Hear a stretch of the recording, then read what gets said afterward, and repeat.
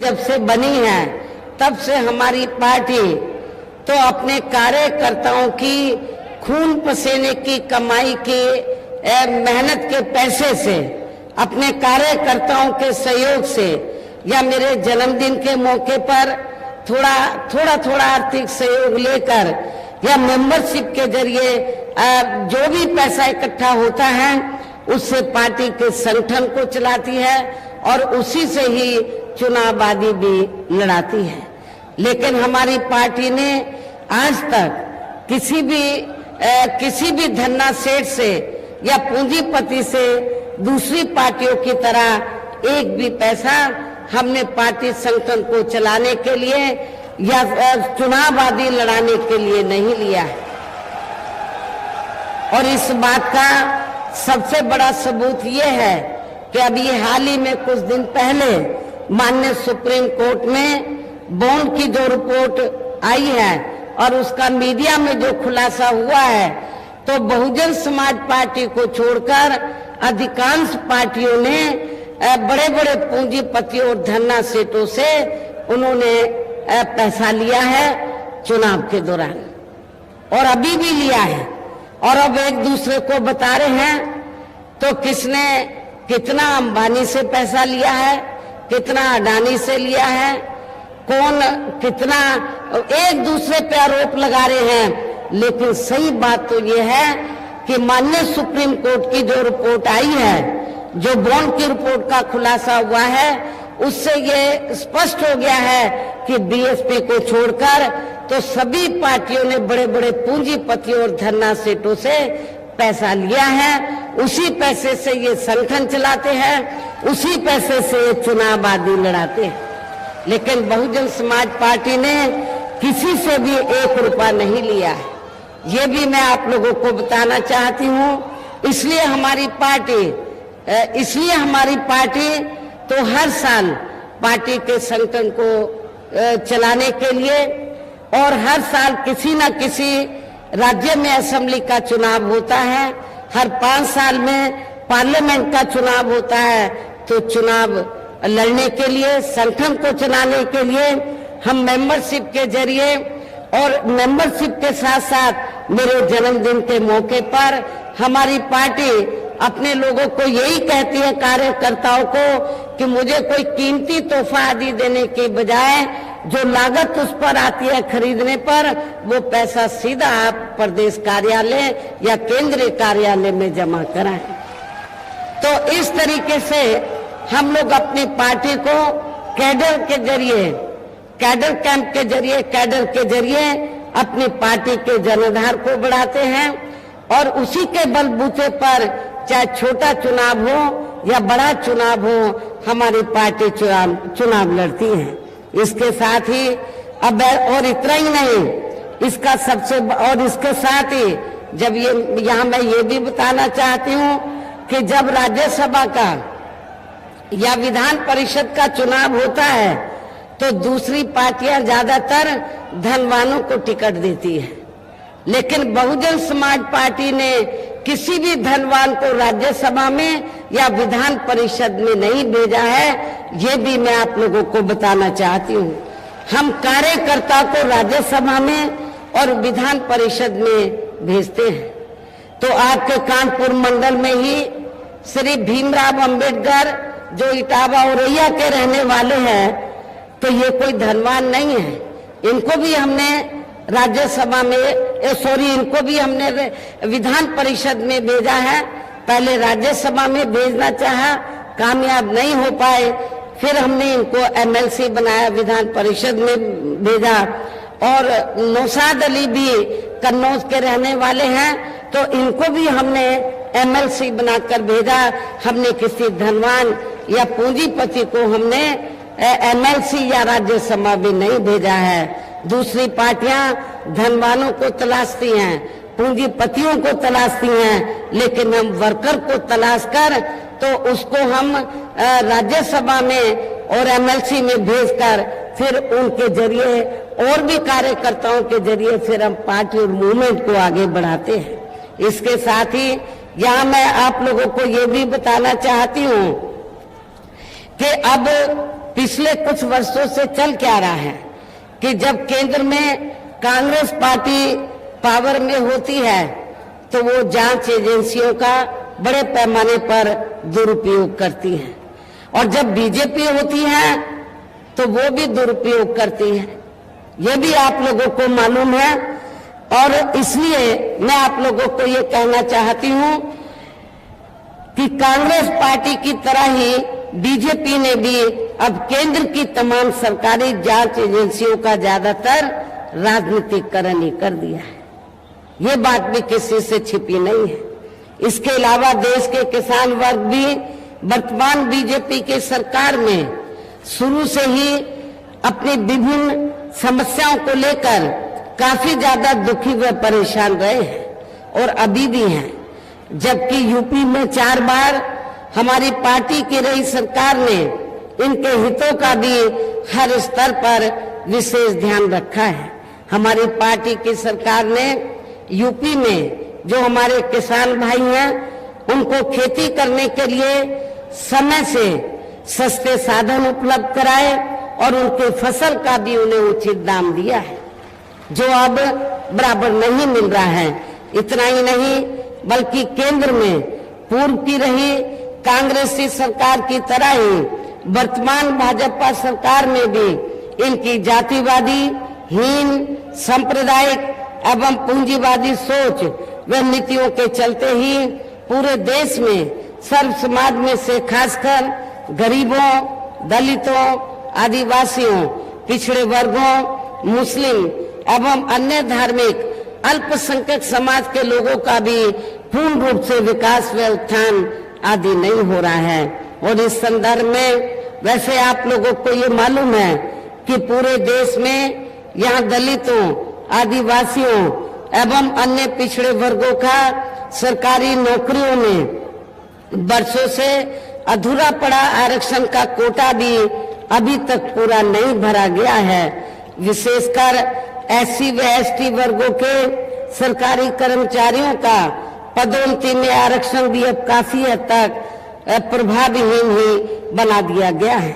और आप लोगों को ये मालूम है कि जब समाजवादी पार्टी सत्ता में थी तो ये जो व्यवस्था थी पदोन्नति में आरक्षण की तो समाजवादी पार्टी की सरकार ने बिल्कुल खत्म कर दी थी। और जब इसको प्रभावी बनाने के लिए पार्लियामेंट के अंदर मैं राज्यसभा के सदस्य थी, तो जब संशोधन बिल लाया गया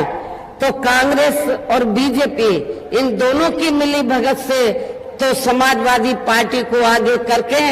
और सपा ने इसमें काफी खराब रोल अदा किया। ये बिल इस पार्लियामेंट के अंदर फाड़ दिया था और इस बिल को पास नहीं होने दिया था। मैं दलित वर्ग के लोगों से पूछना चाहती हूँ, खासकर कर्मचारियों से, कि क्या आप ऐसी पार्टियों को, कांग्रेस, बीजेपी, सपा को, क्या ऐसी पार्टियों को जो आपके आरक्षण के खिलाफ है उनको क्या आप वोट देना चाहेंगे? मेरे ख्याल बिल्कुल नहीं देंगे। और इतना ही नहीं, मैं आप लोगों को ये भी याद दिलाना चाहती हूँ, अंग्रेजों के जाने के बाद जब देश में पहली सरकार बनी थी, स्वतंत्र भारत में पहली सरकार बनी और बाबा साहब डॉक्टर भीमराव अंबेडकर पहले लॉ मिनिस्टर बने, कांग्रेस के नेतृत्व में सरकार चल रही थी, तो उस समय बाबा साहब डॉक्टर अंबेडकर ने ये कहा था कि एससी व एसटी वर्गों के लोगों को जो मैंने आरक्षण दिया है जिंदगी के हर पहलू में आगे बढ़ने के लिए, उसका पूरा लाभ इनको नहीं मिल पा रहा है, इसका पूरा लाभ मिलना चाहिए। अति पिछड़े वर्गों के लोगों को आरक्षण दिलाने के लिए उन्होंने कमीशन बैठाने की बात की, लेकिन उस समय पंडित जवाहरलाल नेहरू एंड कंपनी के लोगों ने, कांग्रेस पार्टी ने बाबा साहब डॉक्टर अंबेडकर की बात को नहीं माना और नतीजा क्या हुआ, तो फिर बाबा साहब डॉक्टर भीमराव अंबेडकर को तो लॉ मिनिस्ट्री से इस्तीफा देना पड़ा। आज किस मुंह से कांग्रेस के लोग ये कहते हैं कि हम आरक्षण के हिमायती हैं? यदि आरक्षण के हिमायती होते, दलितों के अधिकारों के हिमायती होते, पिछड़ों के हिमायती होते, तो फिर बाबा साहब डॉक्टर अंबेडकर को लॉ मिनिस्ट्री से इस्तीफा नहीं देना पड़ता। आज आरक्षण के नाम पर सभी पार्टियां दलितों, आदिवासियों, पिछड़े वर्गों के वोटों को बनाने में लगी है। मैं दलितों, आदिवासियों और पिछड़े वर्गों के लोगों को ये बताना चाहती हूँ, चाहे सपा हो, कांग्रेस हो, बीजेपी हो, ये सारी पार्टियां नहीं चाहती हैं कि आपको ये आरक्षण आगे भी मिलता रहे और संविधान का, भारतीय संविधान का ये लाभ, संविधान में जो भी आप लोगों को सुविधाएं मिली है उसका लाभ ये नहीं देना चाहती हैं। तो संविधान के हिसाब से ना तो कांग्रेस ने कभी इन वर्गों को लाभ दिया, ना बीजेपी ने, और सपा तो इनसे कई कदम आगे बढ़कर निकली। जबरदस्त ये दबे कुचले लोगों के खिलाफ पार्टी है। साथ ही केंद्र व राज्यों में भी विरोधी पार्टियों की रही सरकारों में इन सभी वर्गों को प्राइवेट सेक्टर में आरक्षण दिए जाने की व्यवस्था किए बिना ही इनकी सरकारों के ज्यादातर सरकारी कार्य अब प्राइवेट सेक्टर के जरिए ही इनके बड़े बड़े पूंजीपतियों व धन को दिए जाने के कारण अब इनको पूरे देश में आरक्षण का बहुत कम ही लाभ मिल पा रहा है। इसी प्रकार इनका अन्य और मामलों में भी शोषण या उत्पीड़न आदि होना अभी तक भी बंद नहीं हुआ है। इनके साथ साथ मुस्लिम व अन्य धार्मिक अल्पसंख्यक समाज के लोगों की भी हालत हर स्तर पर या काफी ज्यादा खराब व दयनीय बनी हुई है, जिसका काफी कुछ खुलासा सच्चर कमेटी की रिपोर्ट में भी किया गया है। इतना विकास एवं उत्थान आदि होना भी काफी हद तक बंसाई हो गया है। आए दिन इन पर समाज में से खासकर मुस्लिम समाज के लोगों पर खासकर हिंदुत्व की आड़ में हो रही जुर्म जाति भी यहाँ काफी ज्यादा चरम सीमा पर पहुंच चुकी है। इनके साथ साथ अपर कास्ट समाज में से विशेषकर गरीब लोगों की भी हालत हमें कोई खास अच्छी नजर नहीं आ रही है। अपर कास्ट समाज में से विशेषकर जो ब्राह्मण समाज है, पूरे यूपी में इनकी भी काफी तादाद है। लेकिन जब समाजवादी पार्टी सत्ता में थी तो समाजवादी पार्टी की भी सरकार ने ब्राह्मण समाज का हर स्तर पर उत्पीड़न किया है। वर्तमान में बीजेपी सत्ता में है तो बीजेपी की सरकार में भी ब्राह्मण समाज का हर स्तर पर बड़े पैमाने पर उत्पीड़न किया जा रहा है। आपके कानपुर मंडल में तो काफी इनका उत्पीड़न किया गया है। ब्राह्मण समाज काफी दुखी है, गरीब लोग तो दुखी हैं ही अपर कास्ट समाज में, लेकिन सबसे ज्यादा ब्राह्मण समाज दुखी है। इनके गलत कृषि नीतियों के कारण किसान वर्ग भी आए दिन आंदोलित ही रहता है। साथ ही इनके गलत आर्थिक नीतियों की वजह से देश की अर्थव्यवस्था पर भी इसका काफी बुरा प्रभाव पड़ रहा है, जिससे यहाँ विशेषकर छोटे एवं मध्यम वर्गीय व्यापारी वर्ग भी काफी ज्यादा दुखी व परेशान है।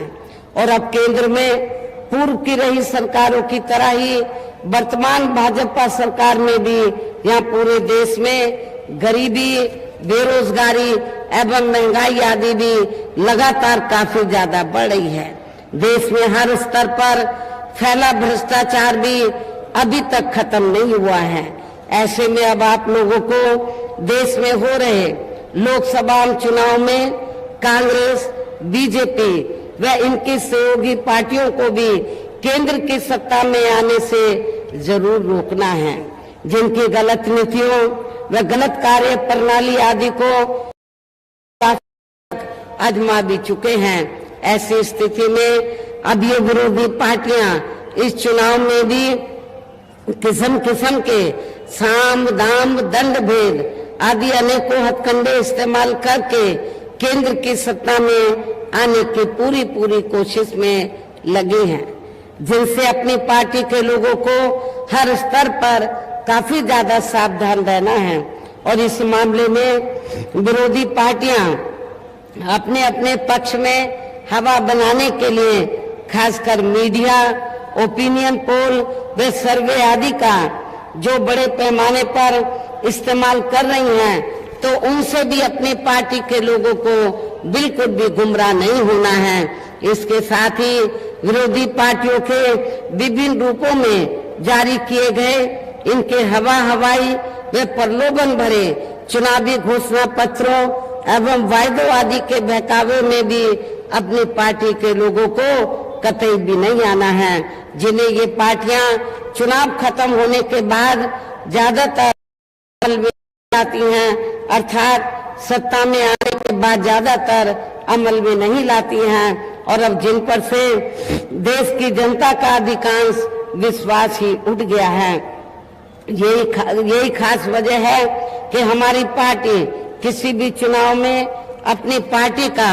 कोई भी चुनावी घोषणा पत्र आदि जारी नहीं करती है। वैसे भी हमारी पार्टी किसी भी मामले में कहने में बहुत कम बल्कि कार्य करके दिखाने में ही ज्यादा विश्वास रखती है। और इस बात का सबसे बड़ा सबूत यह है कि उत्तर प्रदेश में 4 बार हमारी पार्टी के नेतृत्व में रही सरकार ने चुनाव में अपनी पार्टी के बिना कोई जारी किए गए चुनावी घोषणा पत्र के ही प्रदेश व आम जनहित में काफी ऐतिहासिक कार्य करके दिखाए हैं, जिनकी अब देश में अधिकांश पार्टियों की सरकारें नकल भी कर रही हैं। जबकि इस मामले में हमारी पार्टी का ये कहना है कि यदि इन पार्टियों के स्थान पर केंद्र में हमें अपनी पार्टी की सरकार बनाने का मौका मिलता है तो तब फिर हमारी पार्टी की बनी सरकार केंद्र में यहाँ अब तक रही सभी विरोधी पार्टियों की सरकारों की तरह केवल हवाई वे कागजी कार्य आदि नहीं करेगी, बल्कि उत्तर प्रदेश की तरह ही जमीनी हकीकत में ठोस कार्य करके दिखाएगी। और इस संदर्भ में मैं खासकर ये कहना चाहूंगी, केंद्र द्वारा देश में पिछले कुछ समय से अति गरीब परिवारों को अस्थायी तौर पर फ्री में जो थोड़ी सी खाद्य सामग्री राशन आदि दी जा रही है, तो उससे इनका स्थायी तौर पर भला होने वाला नहीं है। लेकिन इसके एवज में, इसके बदले में ये लोग करते क्या हैं, चाहे छोटा चुनाव हो या बड़ा चुनाव हो, जब चुनाव होता है, अब पार्लियामेंट के चुनाव में भी जब चुनाव होता है तो चुनाव के दौरान खासकर बीजेपी व इनके नेतागण आरएसएस, बीजेपी आरएसएस व इनके नेतागण क्या कहते हैं गांव-गांव में जाकर कि बीजेपी की केंद्र की सरकार ने तो आपको फ्री में राशन दिया है, तो आपको इसके बदले में अपना वोट बीजेपी को देना चाहिए। आपने बीजेपी का नमक खाया, सरकार का नमक खाया है, इसको अदा करना चाहिए। लेकिन मैं गरीब लोगों को ये बताना चाहती हूँ, आपको जो फ्री में थोड़ा घना राशन दिया जा रहा है, तो ये बीजेपी ने कोई फ्री में आपको नहीं दिया है। आपने कोई उनका नमक नहीं खाया है, बल्कि आप लोग जो टैक्स देते हैं, तो टैक्स से जो पैसा सरकार के पास जाता है, उस पैसे से आप लोगों को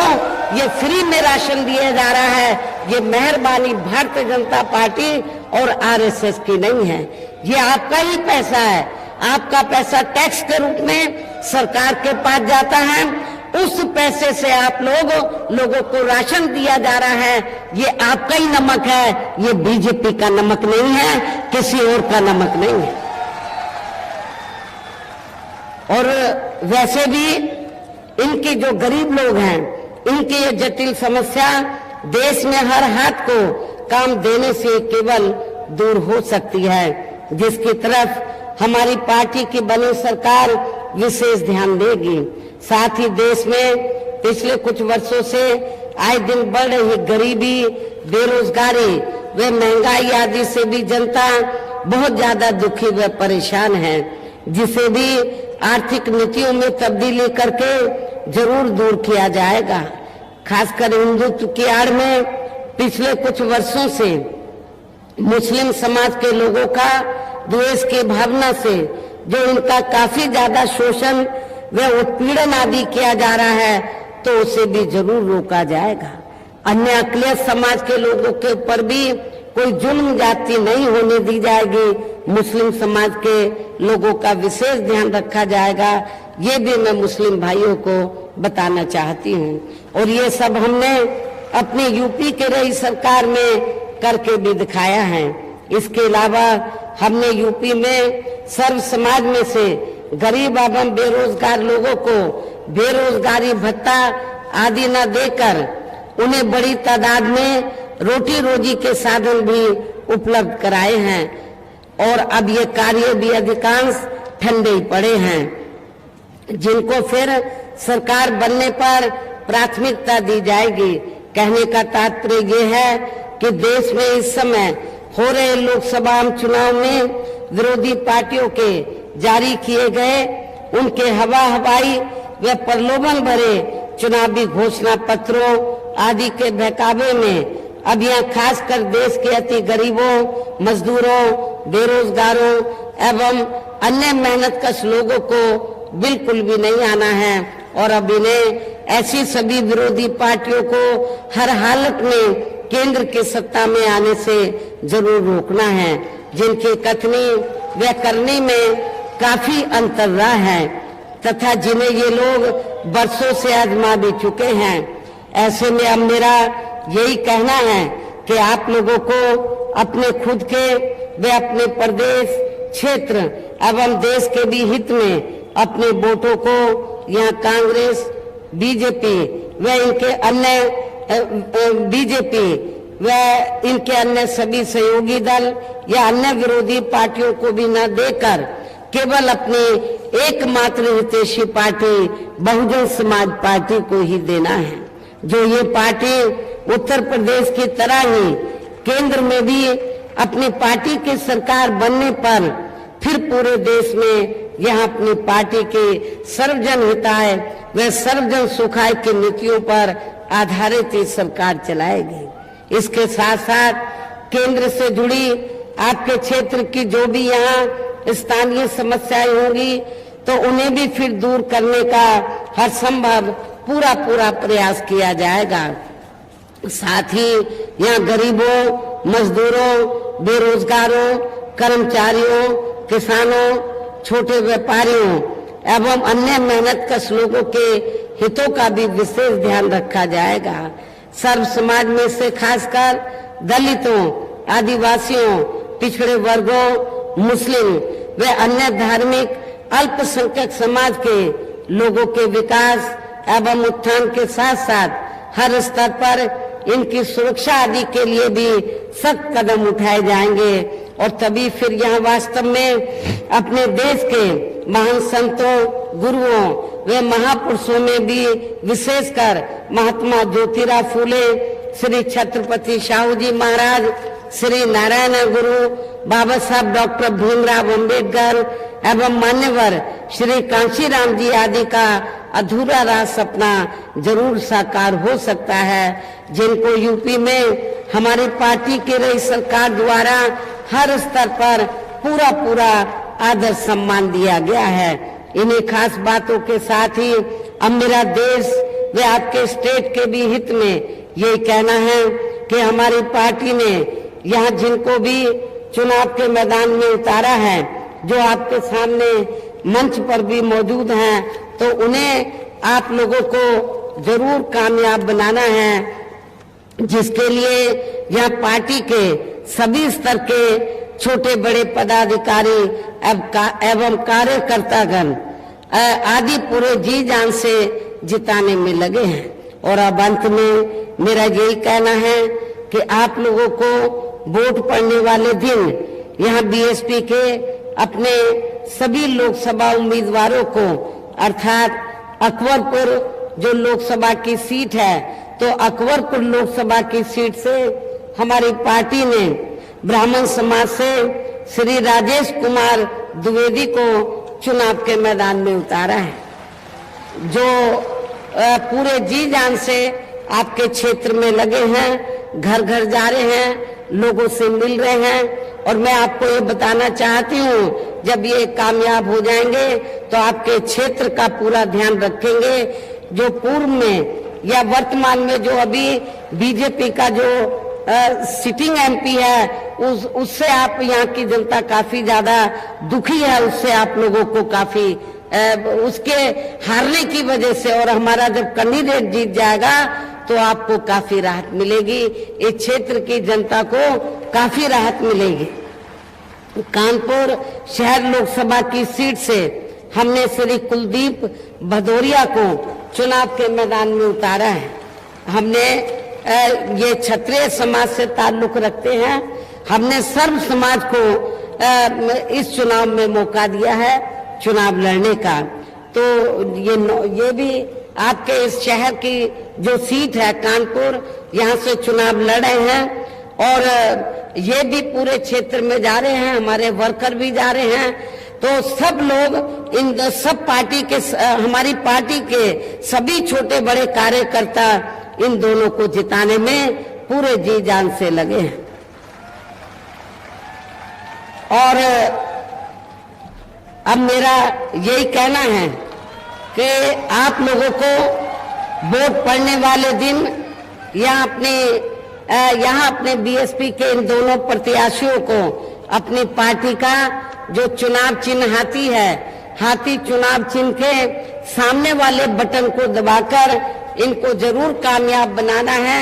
इनको जरूर पार्लियामेंट के अंदर जिताकर भेजना है। इस खास अपील के साथ ही अब मैं अपनी बात यही समाप्त करती हूँ। जय भीम, जय भारत।